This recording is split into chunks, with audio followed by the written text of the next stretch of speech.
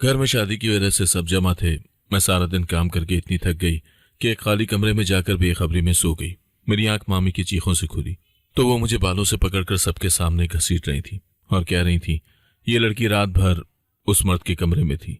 वो मर्द कोई आम नहीं था बल्कि चीफ सेक्रेटरी था, जिसकी मंगनी मामू की बेटी से तय थी। इसीलिए मुझे दागदार करार दिया जा रहा था। मैं रोती रही, गिड़गिड़ाती रही, मगर किसी ने मेरी एक न सुनी और मेरी इज्जत को मेरे हाथों से छीन लिया गया। तब उसकी भारी आवाज गूंजी, मैं इससे शादी करूंगा, अभी काजी बुलाओ। और ये सुनते ही मेरी जान हथेली पर आ गई। शोर और चीखों पुकार से मेरी आंख खुली तो मैंने खुद को एक अनजान बिस्तर के पास कालीन पर गिरा हुआ पाया। मेरा सर भारी था और मैं समझ नहीं पा रही थी कि मैं कहाँ हूं। अभी मैं अपनी आंखें मली रही थी और अपने आप को संभालने की कोशिश ही कर रही थी कि अचानक मामी ने मेरे बालों में उंगलियां फंसाकर मुझे झिझोड़ा और चीख कर बोली, हाय अल्लाह, देखो इस बेहया को। मैं तो पहले ही कहती थी ये लड़की हमारे घर के लिए नासूर है। ये कल रात से उस कमरे में गायब थी और मैं पागलों की तरह इसे ढूंढ रही थी। देखो आज सुबह मैंने इसे कहां से ढूंढा है। बेशरम, शर्म तुम्हें नहीं आती? कोई हया नहीं है तुम्हें? मामी की आवाज इतनी बुलंद थी कि घर में मौजूद तमाम मेहमान और रिश्तेदार वहां जमा हो गए। मेरी समझ में कुछ नहीं आ रहा था। शोर और चीखों पुकार से मेरी आंख खुली तो मैंने खुद को एक अनजान बिस्तर के पास कालीन पर गिरा हुआ पाया। मेरा सर भारी था। मैं समझ नहीं पा रही थी कि मैं कहाँ हूँ। अभी मैं अपनी आंखें मली रही थी और अपने आप को संभालने की कोशिश कर रही थी। अचानक मामी ने मेरे बालों में उंगलियां फंसाकर मुझे झिंझोड़ा और चीख कर बोली, हाय अल्लाह, देखो इस बेहया को।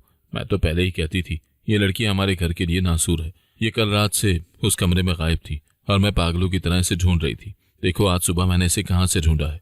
शर्म नहीं आती तुम्हें? कोई हया नहीं है तुम्हें? मामी की आवाज इतनी बुलंद थी कि घर में मौजूद तमाम मेहमान और रिश्तेदार वहां जमा हो गए। मेरी समझ में कुछ नहीं आ रहा था कि मैं कहाँ हूँ और ये क्या हो रहा है।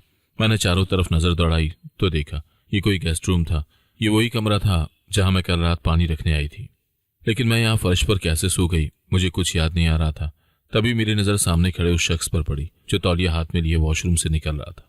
ये वही जावेर सिकंदर था जिनकी आज मेरी मामी की बेटी रिदा से मंगनी तय थी। वह हैरत से ये तमाशा देख रहे थे और उनके चेहरे पर हैरानी के आसार थे। मामी ने मुझे बाजू से पकड़कर सबके सामने घसीटा और रोने की अदाकारी करते हुए बोली, इस मनहूस ने मेरी बेटी का घर उजाड़ने की कोशिश की है। ये रात भर जावेर के कमरे में थी। मैंने इसे सुबह सुबह यहाँ कालीन पर सोते हुए पाया। बोलो क्या मुंह काला करके आई हो तुम? क्या इरादा था तुम्हारा? मेरी बेटी की खुशियां बर्बाद करना चाहती थी? मैंने तुम्हें पाला पोसा और तुमने ये दिन दिखाए। मेरे होंठ कांप रहे थे और मैं कुछ कहना चाहती थी मगर अल्फाज गले में अटक गए। मेरा नाम हानिया है और मैं यतीम थी। मेरी जिंदगी कभी आसान नहीं रही थी। मेरे वालिदैन एक हादसे में फौत हो गए थे जब मैं सिर्फ 10 साल की थी। उस हादसे ने मेरी पूरी दुनिया ही पलट कर रख दी। मेरे वालिद एक छोटे से कारोबार से वाबस्ता थे और हम खुशहाल तो नहीं थे लेकिन मुतमईन जरूर थे। मेरी वालिदा एक नरम दिल और प्यार करने वाली औरत थी जो मुझे बहुत प्यार करती थी। लेकिन उस हादसे के बाद सब कुछ खत्म हो गया था। हादसे के बाद मेरे मामू मुझे अपने घर ले आए थे। मामू तो अच्छे थे और वो मुझसे प्यार भी करते थे, मगर मेरी मामी एक निहायत तेज तरार और लालची खातून थी। उनके लिए मैं घर की मुलाजमत से बढ़कर कुछ न थी। मैं सारा दिन घर के काम करती और उनकी बेटी रिदा शहजादियों की तरह घूमती फिरती। रिदा मुझसे सिर्फ 2 साल बड़ी थी लेकिन हमारी जिंदगियों में जमीन आसमान का फर्क था।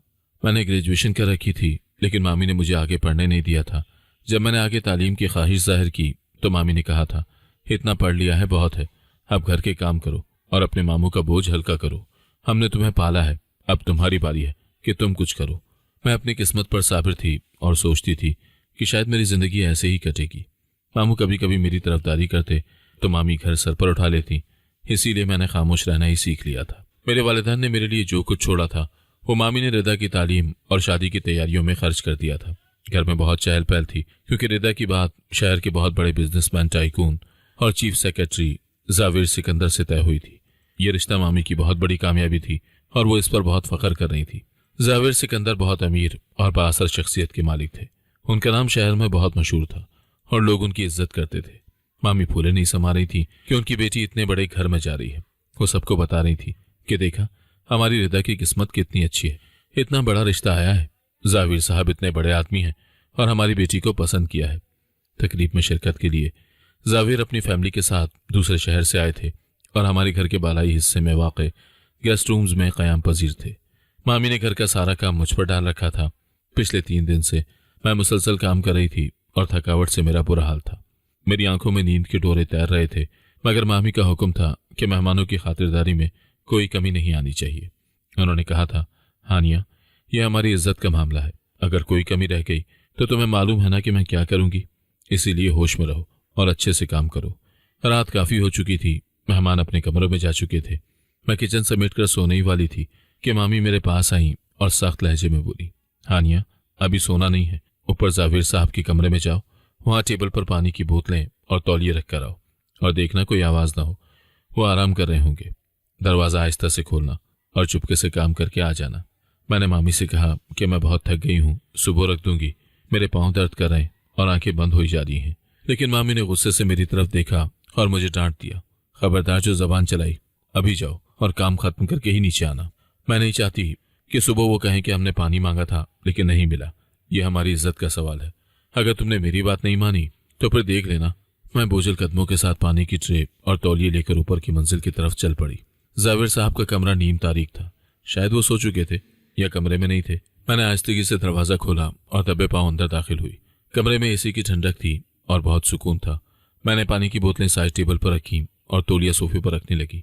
मेरा सर चकरा रहा था और पांव शल हो रहे थे।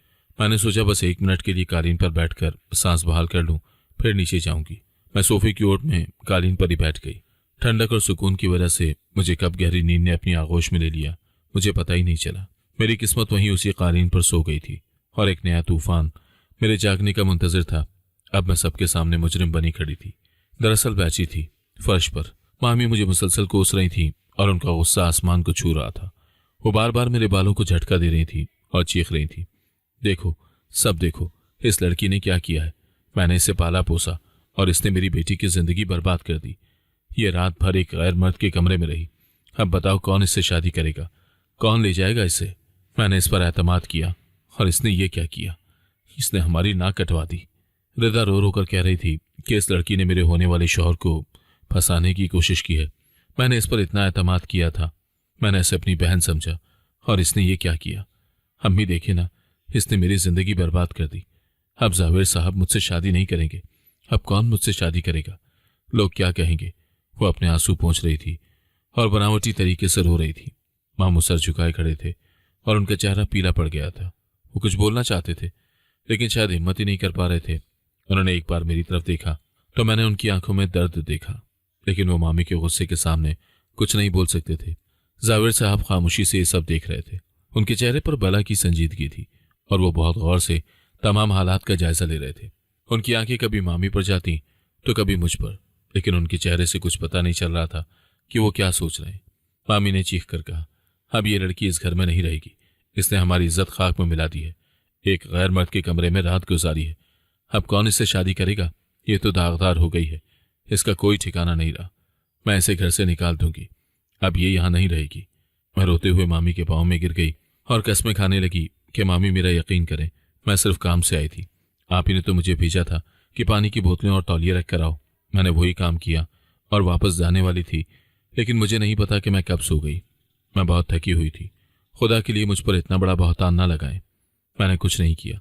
मेरी आवाज़ कांप रही थी और आंसू मेरे गालों पर बह रहे थे। मैं अपनी बेगुनाही साबित करना चाहती थी, लेकिन कोई मेरी बात सुनने को ही तैयार नहीं था।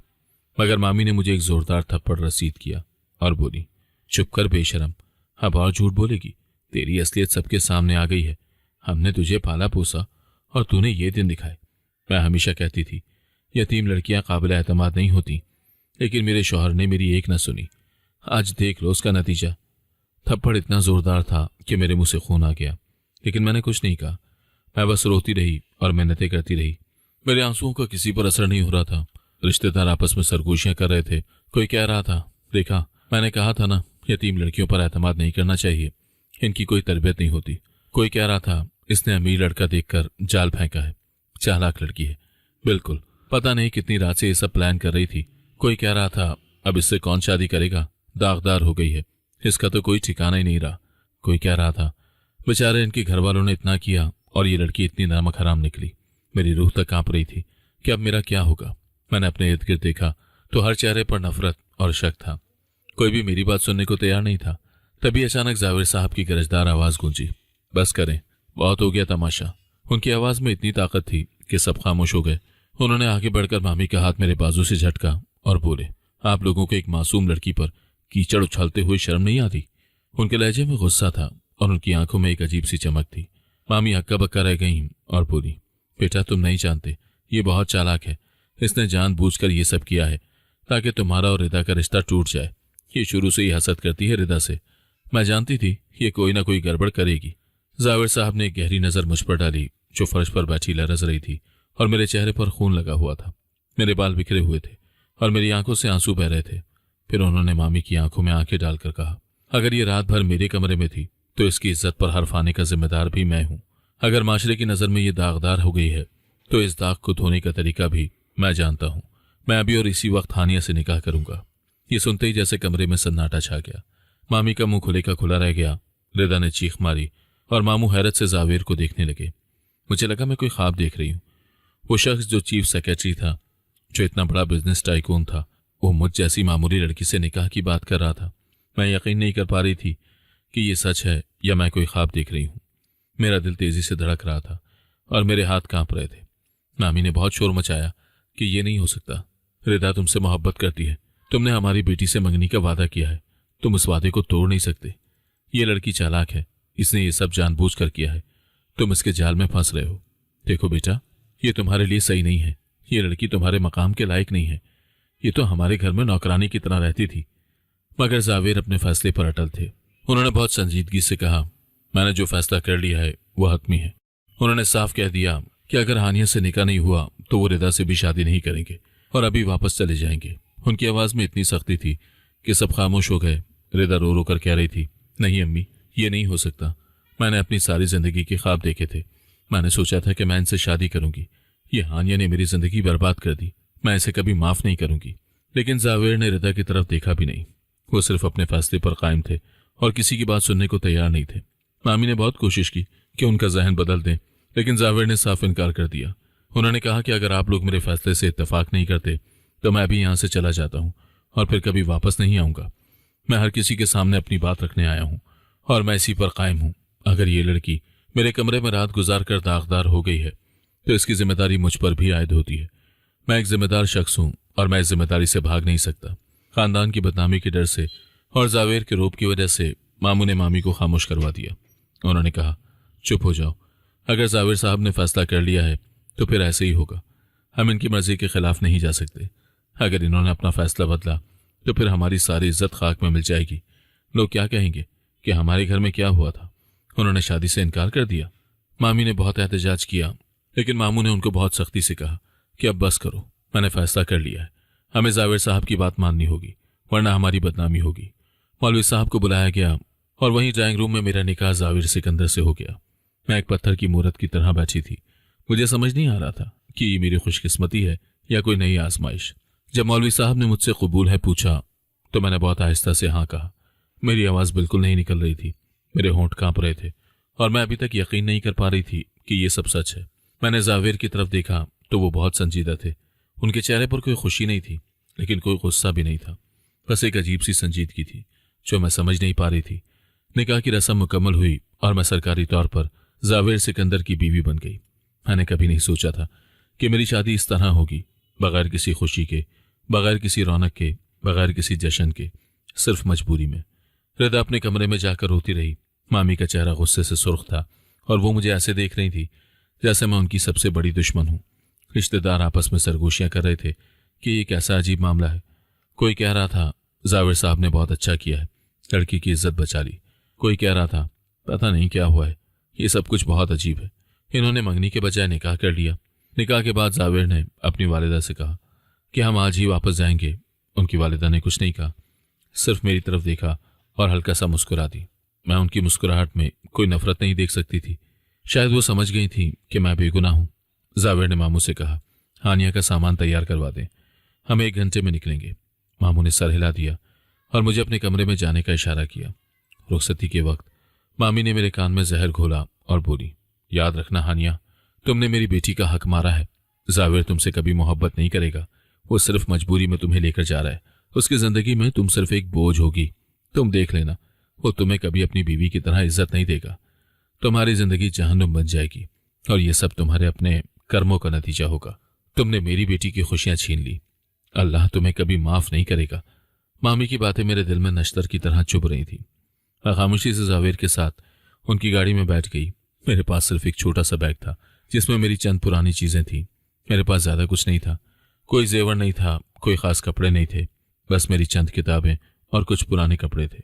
पूरे रास्ते हम दोनों के दरमियान कोई बात नहीं हुई। वो ड्राइविंग कर रहे थे और मैं खिड़की से बाहर भागते दरख्तों को देख रही थी, अपने आंसू छुपा रही थी। मुझे जावेर से खौफ आ रहा था कि न जाने वो मेरे बारे में क्या सोच रहे होंगे। वो मुझसे नाराज होंगे, उन्होंने मजबूरी में मुझसे शादी की है, शायद वो मुझसे नफरत करते हों, मैं उनकी जिंदगी में एक बोझ बन गई हूं। मैं सोच रही थी कि आगे क्या होगा, वो मुझे कैसे रखेंगे, क्या वो मुझसे बदसलूकी करेंगे, क्या मेरी जिंदगी वाकई जहन्नुम बन जाएगी जैसा मामी ने कहा था। मैंने चोरी चोरी जावेर की तरफ देखा। उनका चेहरा बिल्कुल संजीदा था। वो सड़क पर नजर रखे हुए थे। उनकी शख्सियत में एक अजीब सा वक़ार था। मैंने सोचा ये शख्स मुझ जैसी मामूली लड़की से क्यों शादी करेगा, उन्होंने ऐसा क्यों किया, वाकई सिर्फ मेरी इज्जत बचाने के लिए या कोई और वजह थी। मैं कुछ पूछना चाहती थी लेकिन हिम्मत नहीं कर पा रही थी। मेरा गला खुश्क हो रहा था, मेरी आंखों में आंसू थे। मैंने अपने आप को संभालने की कोशिश की और बाहर देखने लगी। रास्ते में जावेर ने एक बार मेरी तरफ देखा और फिर वापस सड़क पर नजर रख दी। उन्होंने कुछ नहीं कहा, लेकिन मैंने महसूस किया कि वो मेरी हालत देख रहे थे। शायद उन्हें एहसास हो रहा था कि मैं कितनी खौफजदा हूं। तकरीबन 3 घंटे का सफर था और ये 3 घंटे मेरे लिए 3 साल की तरह लगे। हर मिनट भारी था, हर लम्हा खौफ से भरा हुआ था। मैं नहीं जानती थी कि मेरा मुस्तकबिल क्या होगा। जब हम शहर में दाखिल हुए तो मैंने देखा कि ये शहर बहुत बड़ा और खूबसूरत था। बड़ी बड़ी इमारतें थी, चौड़ी सड़कें थी, हर तरफ रौनक थी। मैंने इतना बड़ा शहर पहले कभी नहीं देखा था। हम एक बहुत पोश इलाके में दाखिल हुए जहां बड़े बड़े घर थे और हर घर किसी महल की तरह लग रहा था। जावेर ने एक बहुत बड़े गेट के सामने गाड़ी रोकी और सिक्योरिटी गार्ड ने गेट खोल दिया। हम अंदर दाखिल हुए तो मैंने देखा ये घर नहीं बल्कि कोई महल था। बहुत बड़ा लॉन था, फुआरा चल रहा था, हर तरफ फूल और पौधे थे। मैं हैरान थी कि मैं कहाँ आ गई हूँ। ये मेरी दुनिया से कितनी मुख्तलिफ थी। मैंने कभी सोचा भी नहीं था कि मैं ऐसी जगह पर आऊंगी। जावेर का घर किसी महल से कम नहीं था। जब मैं गाड़ी से उतरी तो मेरे कदम कांप रहे थे। नौकरों की फौज थी जो हमारे इस्तकबाल के लिए सफ बस्ता खड़ी थी। सबने बहुत अदब से सलाम किया। जावेर गाड़ी से उतरे और मुझे अंदर चलने का इशारा किया। मैं डरते डरते उनके पीछे चली। घर के अंदर का मंजर और भी शानदार था। बड़ी सी लॉबी थी, संगमरमर का फर्श था, कीमती फर्नीचर था, दीवारों पर खूबसूरत पेंटिंग्स थी। एक बड़ा सा क्रिस्टल का फानूस छत से लटक रहा था। मैंने ऐसी खूबसूरत जगह पहले कभी नहीं देखी थी। हर चीज इतनी कीमती लग रही थी कि मैं डर रही थी कि कहीं मैं कुछ छू ना दूं और वो टूट जाए। जावेर मुझे लेकर अंदर आए और एक बूढ़ी मुलाजमा को आवाज दी, अम्मा भी इन्हें कमरे में ले जाएं और आराम करने दें। इन्हें किसी चीज की जरूरत हो तो ख्याल रखिएगा। एक उम्र रसीदा खातून मेरे पास आई। उनके चेहरे पर मेहरबानी थी। उन्होंने मुझे देखा और मुस्कुरा दी। बेगम साहिबा आए, मैं आपको आपका कमरा दिखा देती हूँ। मैं हैरान थी कि उन्होंने मुझसे कोई सख्त बात नहीं की और ना ही गुस्सा दिखाया। उन्होंने मुझे बेगम साहिबा कहकर बुलाया, जबकि मैं तो एक यतीम लड़की थी जो सिर्फ चंद घंटे पहले तक एक नौकरानी की तरह जिंदगी गुजार रही थी। मैं अम्मा भी के साथ सीढ़ियां चढ़कर ऊपर आई। ये सीढ़ियां भी बहुत खूबसूरत थीं। दोनों तरफ रेलिंग थी और हर कदम पर कालीन बिछा हुआ था। ऊपर पहुंचकर अम्मा भी ने एक बड़ा सा दरवाजा खोला और कहा, यह आपका कमरा है। मैं अंदर दाखिल हुई तो मेरी आंखें हैरत से फैल गईं। यह कमरा मेरे मामू के पूरे घर से बड़ा था। एक किंग साइज बेड था जिस पर रेशमी चादरें बिछी हुई थीं। एक बड़ा सा वॉशरूम था। एक ड्रेसिंग रूम था जिसमें आईने और अलमारियां थीं। एक बालकनी थी जिससे बाग नजर आ रहा था। हर आसाइश मौजूद थी, मगर मेरा दिल खौफ से डूबा जा रहा था। अम्मा भी ने पूछा, बेगम साहिबा आपको कुछ चाहिए? खाना मंगवा दूं या कुछ और? मैंने मनफी में सर हिलाया। मेरी आवाज नहीं निकल रही थी। अम्मा भी ने कहा, ठीक है, आप आराम करें। अगर कुछ जरूरत हो तो ये बेल है, इस बेल को दबा दीजिएगा, मैं आ जाऊंगी। वो चली गई और मैं अकेली रह गई। मैंने चारों तरफ देखा और फिर बेड के किनारे पर बैठ गई। मैं सोच रही थी कि ये सब कैसे हो गया। कल तक मैं एक नौकरानी की तरह जिंदगी गुजार रही थी और आज मैं इतने बड़े घर की मालकिन बन गई हूँ। लेकिन क्या मैं वाकई मालकिन हूँ या सिर्फ एक बोझ? मामी की बातें मेरे कानों में गूंज रही थी कि जावेर मुझसे कभी मोहब्बत नहीं करेंगे, वो मुझे सिर्फ एक बोझ समझेंगे। मैंने अपने आप को आईने में देखा। मेरा चेहरा सूजा हुआ था, आंखें लाल थी, बाल बिखरे हुए थे। एक तरफ चेहरे पर थप्पड़ का निशान था। मैं बहुत बुरी लग रही थी। मैंने सोचा कि शायद जावेर मुझे देखकर पछता रहे होंगे कि उन्होंने मुझसे शादी क्यों की। मैंने वॉशरूम में जाकर अपना मुंह धोया। पानी ठंडा और साफ था। वॉशरूम इतना खूबसूरत था जैसे किसी होटल में हो। हर चीज चमक रही थी। मैंने अपने बाल संवारे और बाहर आ गई। मैं बेड पर लेट गई, लेकिन नींद नहीं आ रही थी। मेरे दिमाग में बहुत से ख्यालात चल रहे थे। रात को जावेर कमरे में आए तो मैं सहमी हुई सोफे पर बैठी थी। मैंने उन्हें देखा तो मेरा दिल तेजी से धड़कने लगा। उन्होंने कपड़े तब्दील किए और बेड पर तकिया दुरुस्त करते हुए बोले, तुम वहां क्यों बैठी हो? बेड पर आकर सो जाओ। मैं सोफे पर सो जाता हूँ। उनकी आवाज़ नरम थी, लेकिन मैं डरी हुई थी। मैंने घबरा कर कहा, नहीं नहीं, मैं सोफे पर ठीक हूँ, आप बेड पर सो जाएं, आप थके हुए होंगे। वह हल्का सा मुस्कुराए और बोले, हानिया, मैं जानता हूँ तुम थकी हुई हो और पिछले कई दिनों से सोई नहीं हो, इसीलिए आराम करो, हम बात फिर कभी करेंगे। उनके लहजे की नरमी ने मुझे हैरान कर दिया। मैंने सोचा था कि वो मुझसे सख्ती से बात करेंगे या शायद मुझे डांटेंगे, लेकिन उन्होंने ऐसा कुछ नहीं किया। वो खुद सोफे पर लेट गए और मुझे बेड पर सोने का इशारा किया। मैं हिचकिचाते हुए बेड पर गई और लेट गई, लेकिन मेरी आंखों में नींद नहीं थी। मैं सोच रही थी कि ये क्या हो रहा है। उन्होंने मुझसे इतनी नरमी से बात क्यों की? क्या वो वाकई अच्छे हैं या ये सिर्फ बनावट है? मैंने सोफे की तरफ देखा तो जावेर अपनी आंखें बंद किए लेटे हुए थे। मैं नहीं जानती थी कि वो सो रहे थे या जाग रहे थे। मैंने आहिस्ता से करवट बदली और आंखें बंद कर ली, लेकिन नींद नहीं आ रही थी। मेरे जहन में बहुत से सवालात थे जिनके जवाब मेरे पास नहीं थे। अगले चंद दिन खामोशी से गुजर गए। जावेर सुबह ऑफिस चले जाते और रात को देर से आते। मैं घर में बिल्कुल अजनबी थी। नौकर मुझे बेगम साहिबा कहकर पुकारते तो मुझे अजीब लगता। मैंने अपनी पूरी जिंदगी खुद काम करते गुजारी थी और अब मुझे कुछ करने की इजाजत नहीं थी। मुझे आदत थी काम करने की, इसीलिए मैं किचन में जाकर मुलाजिमों के साथ काम करने लगती। अम्मा भी कहती, बेगम साहिबा आप ये मत करें, लेकिन मैं नहीं मान रही थी। मुझे कुछ ना कुछ करना अच्छा लग रहा था। एक दिन जावेर जल्दी घर आ गए और मुझे किचन में बर्तन धोते हुए देख लिया। वो गुस्से से किचन में आए और मेरा हाथ पकड़कर बाहर लाए। उनकी पकड़ मजबूत थी, लेकिन उन्होंने मुझे तकलीफ नहीं दी। वो बोले, हानिया, तुम इस घर की मालकिन हो, मुलाजिम नहीं। खबरदार, जो आइंदा तुमने कोई काम किया, तुम्हारा मकाम अब ये नहीं है। तुम मेरी बीवी हो और इस घर की मालकिन हो। अगर मैंने दोबारा तुम्हें ऐसे देखा तो मुझे गुस्सा आ जाएगा। जावेर का लहजा भारी और हतमी था। उनकी गिरफ्त मेरी गलाई पर इतनी मजबूत थी कि मैं चाहकर भी अपना हाथ नहीं छुड़ा पा रही थी। किचन की रोशनियां मेरे चेहरे पर पड़ रही थी और मेरे गीले हाथ अभी भी पानी से तर थे।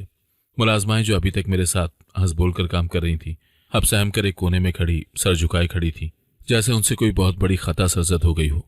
मैंने डरते डरते अपनी नजरें ऊपर उठाई तो जावेर की आंखों में गुस्सा और एक अजीब सी तकलीफ यकजा थी। उन्होंने मुझे किचन से बाहर निकाला और लाउंज के वस्त में लाकर छोड़ा। मेरा दिल सूखे पत्ते की तरह कांप रहा था। मैंने हिम्मत मुश्तमा करते हुए अपनी लरसती हुई आवाज में कहा, जावेर साहब, मुझे आदत नहीं है ऐसे फारिग बैठने की। मैं सारी जिंदगी काम करती रही हूँ। हाथ पर हाथ धरकर बैठना मेरे लिए सजा से कम नहीं है। और वैसे भी मैंने एक पल को तवक्कुफ किया। मेरे गले में आंसुओं का एक गोला अटक गया था, जिसे मैंने बमुश्किल निकला। वैसे भी आपने मुझसे मजबूरी में शादी की है। मैं आप पर बोझ नहीं बनना चाहती। मैं घर का काम करके अपना हिस्सा डाल सकती हूँ, ताकि मुझे ये एहसास ना हो कि मैं आपके घर में मुफ्त की रोटियां तोड़ रही हूँ। मेरी बात सुनकर जावेर के चेहरे के तासुरात यकसर बदल गए। उनकी आंखों में जो गुस्सा अभी कुछ लम्हे पहले तक दहक रहा था, वो अचानक मध्यम पड़ गया और उसकी जगह गहरी संजीदगी और नरमी ने ले ली। उन्होंने कदम बढ़ाकर मेरा वो हाथ अपने दोनों हाथों में थाम लिया, जो अभी तक ठंडे पानी की वजह से यख हो रहा था। हानिया, उन्होंने मेरा नाम इतने ठहराव से पुकारा कि मैं चौंक गई। तुम्हें किसने कहा कि तुम बोझ हो? ये लफ्ज दोबारा अपनी जबान पर मत लाना। तुम मेरी इज्जत हो, मेरी बीवी हो और इस घर की मालकिन हो। एक शौहर के लिए उसकी बीवी का नान नफका, उसका आराम और उसकी इज्जत नफ्स की हिफाजत करना कोई आसान नहीं होता, बल्कि उसका फर्ज होता है। अपने जहन से ये बात निकाल दो कि ये शादी मजबूरी है या मैंने तुम पर कोई रहम खाया है। वो थोड़ा सा झुके और मेरी आंखों में झांकते हुए बोले, आज के बाद अगर मैंने तुम्हें मुलाजमों की तरह काम करते देखा तो मुझे वाकई दिली तकलीफ होगी। तुम्हारा मकाम अब वो नहीं है जहां तुम खुद को समझ रही हो। तुम मिसेस जावेर सिकंदर हो और इस मकाम की अपनी एक हुर्मत है, जिसका पास रखना हम दोनों पर लाजिम है। उनके लहजे में ऐसी यकीन दहानी थी कि मेरे अंदर का खौफ पिघलने लगा। ये पहली बार था कि किसी मर्द ने मुझे इतना तहफ़्फ़ुज़ दिया था। किसी ने मुझे एहसास दिलाया था कि मैं सिर्फ काम करने वाली मशीन नहीं, बल्कि गोश्त पोस्त की इंसान हूँ, जिसका अपना एक मकाम है। मगर मेरे दिल के किसी गोशे में अभी भी ये सवाल सर उठा रहा था कि आखिर इन्होंने मुझसे शादी क्यों की? क्या वाकई सिर्फ मेरी इज्जत बचाने के लिए, या वो सिर्फ अपनी खानदानी रिवायात निभा रहे थे?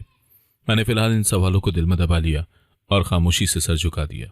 अगले कुछ दिन घर की फिजा बदली बदली सी रही। जावेर ने मुझे मुकम्मल इख्तियार दे दिया था। उन्होंने घर के अमले को वाज़ेह हिदायत दी थी कि बेगम साहिबा की किसी बात को टाला ना जाए। वो सुबह ऑफिस जाते हुए मुझे खुदा हाफिज कहकर जाते और शाम को वापसी पर अक्सर मेरे लिए कुछ ना कुछ लाते, कभी फूल, कभी कोई किताब और कभी मेरी पसंद की मिठाई। ये छोटी छोटी चीज़ें मेरे लिए बहुत बड़ी थी, क्योंकि मैंने ज़िंदगी में कभी ऐसी तवज्जो नहीं देखी थी।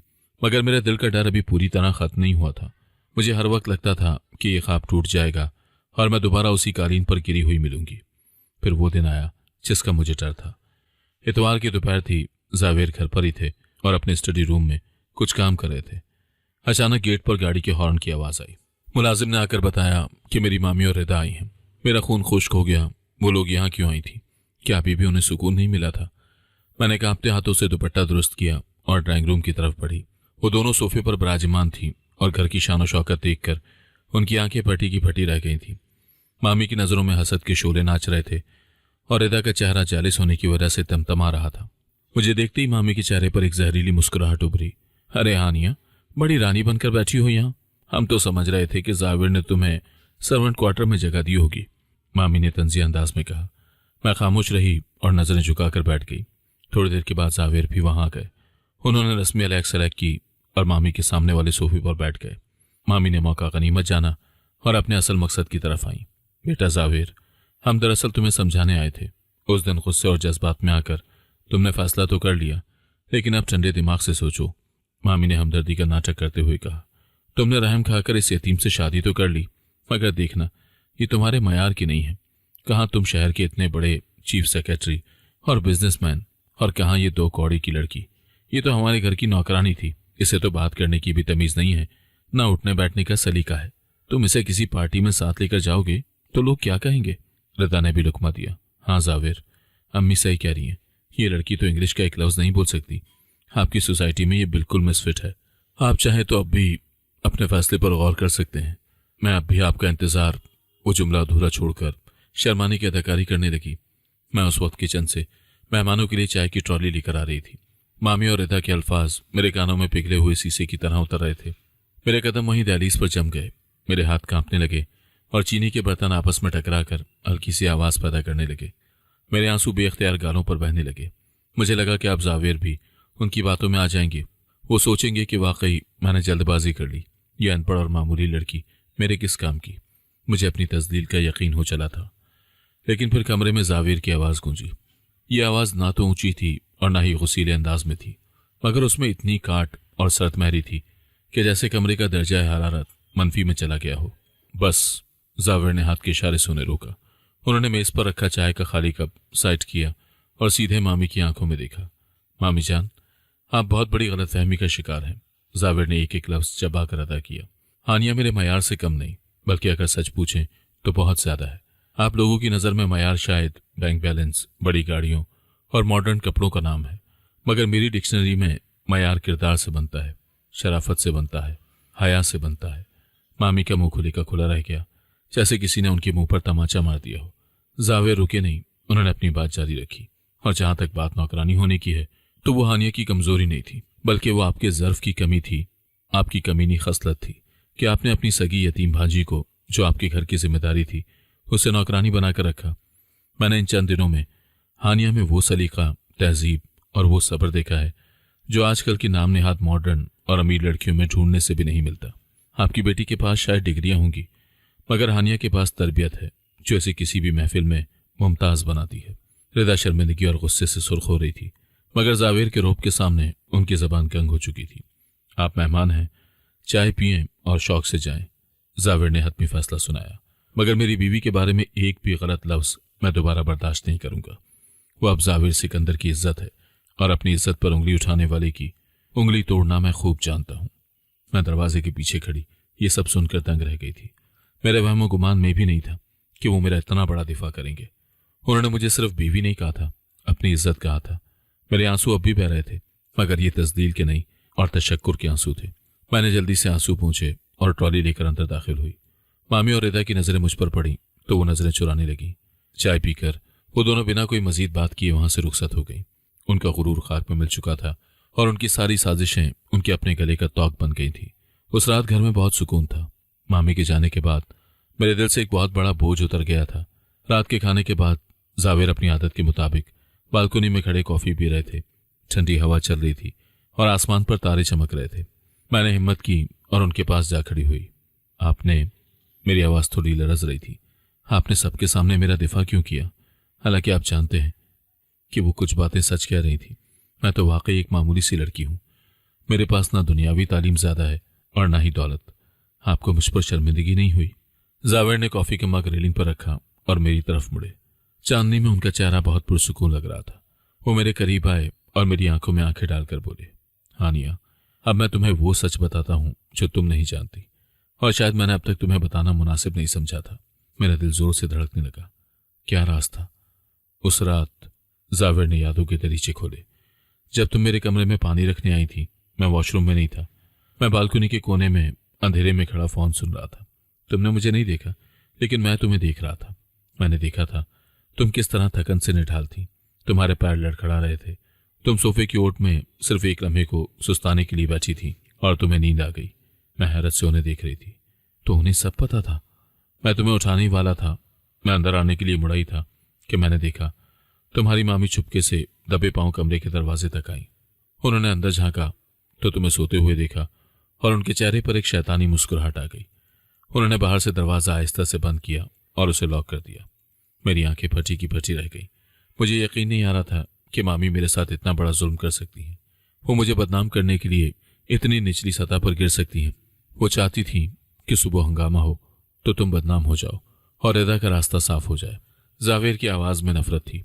मैं चाहता तो उसी वक्त शोर मचा सकता था, दरवाजा तोड़ सकता था या फोन करके सबको बुला सकता था, मगर मैं जानना चाहता था कि वो किस हद तक गिर सकती हैं। मैं देखना चाहता था कि वो सुबह क्या ड्रामा रचाती हैं। सुबह जब उन्होंने तमाशा लगाया और तुम्हें बालों से घसीटा तो मुझे उनकी गलाजत का पूरा अंदाजा हो गया। लेकिन इससे ज्यादा मुझे जिस चीज ने मुतासिर किया वो तुम्हारा रवैया था। मैंने तुम्हें पिछले 3 दिन से जी जान से मेहनत करते देखा था। मैंने देखा था कि तुम कैसे खामोशी से जुल्म सह रही थी, कैसे अपनी थकावट को छुपाकर मेहमानों की खिदमत कर रही थी। वो एक कदम मजीद मेरे करीब आए और मेरा हाथ अपने हाथ में ले लिया। तुम्हारी शराफत, तुम्हारी मासूमियत और तुम्हारे सब्र ने मुझे पहले ही जीत लिया था। हानिया, जब मैंने मामी का वो घटिया वार देखा था तो मैंने उसी लम्हे फैसला कर लिया था कि मैं उनकी इस चाल को उन्हीं पर उलट दूंगा। मैंने फैसला किया कि मैं इस लड़की को वो इज्जत दूंगा जिसकी वो वाकई हकदार है। मैंने तुम पर रहम नहीं खाया हानिया, और ना ही ये कोई मजबूरी की शादी थी। मैंने कोयले की कान में से एक हीरे को पहचान लिया था और मैं उस हीरे को खोना नहीं चाहता था। जावेर की बातें सुनकर मुझे लगा जैसे वक्त थम गया हो। मेरे गालों पर आंसुओं की बरसात शुरू हो गई, मगर ये दुख के नहीं बल्कि बेपनाह खुशी और तशक्कुर के आंसू थे। मुझे यकीन नहीं आ रहा था कि अल्लाह ने मेरे सब्र का इतना बेहतरीन सिला दिया है। वो ज़ात जो 70 माहों से ज्यादा प्यार करती है, उसने मुझे गिरने नहीं दिया था। उसने मेरी खामोशी, मेरी थकावट और मेरी बेबसी को बिन कहे सुन लिया था और मेरे लिए एक ऐसा मुहाफिज भेज दिया था जिसने मुझे दुनिया की नजरों में मोतबर कर दिया था। मैंने बेख्तियार जावेर का हाथ अपने माथे से लगाया और रोते हुए कहा, मैं सारी जिंदगी आपकी शुक्रगुजार रहूंगी। आपने मुझे वो जिंदगी दी है जिसका मैं तसव्वुर भी नहीं कर सकती थी। आप मेरे लिए फरिश्ता बनकर आए। जावेर ने नरमी से मेरा चेहरा ऊपर उठाया, अपनी उंगलियों से मेरे आंसू पोंछे और एक खूबसूरत मुस्कुराहट के साथ बोले, शुक्रगुजार तो मुझे होना चाहिए हानिया कि तुम मेरी जिंदगी में आई हो। तुमने मेरे इस बेरौनक महल को घर बना दिया है। उस रात खुले आसमान के नीचे चमकते सितारों की छांव में मुझे यकीन हो गया था कि इज्जतें और जिल्लतें सिर्फ अल्लाह के हाथ में है। इंसान चाहे कितनी ही चालें चल ले, कितनी ही साजिशें क्यों ना कर ले, होता वही है जो रब चाहता है। मामी ने मुझे रुसवा करना चाहा था, मुझे खाक में मिलाना चाहा था, मगर अल्लाह ने मेरा हाथ थाम लिया और मुझे वहां बिठा दिया जहां मामी की सोच भी नहीं पहुंच सकती थी। आज मैं एक यतीम बेसहारा लड़की नहीं थी, बल्कि जावेर सिकंदर की शरीके हयात थी। मेरा बादशाह, मेरा शौहर मेरे सामने खड़ा मुस्कुरा रहा था और उसकी आंखों में मेरे लिए सिर्फ मोहब्बत और इज्जत थी। मेरे माजी के सारे दुख, सारी तकलीफ उस एक लम्हे की खुशी के सामने हेज थी और ये मेरी जिंदगी की सबसे खूबसूरत, सबसे सच्ची और अटल हकीकत थी। अगर आपको आज की कहानी पसंद आई है तो वीडियो को जरूर लाइक कीजिएगा और अपने दोस्तों के साथ भी शेयर कीजिएगा। और हाँ, अगर आपने अभी तक हमारा चैनल सब्सक्राइब नहीं किया तो जरूर सब्सक्राइब करें। मिलते हैं कल एक नई और दिलचस्प कहानी के साथ। अल्लाह हाफिज।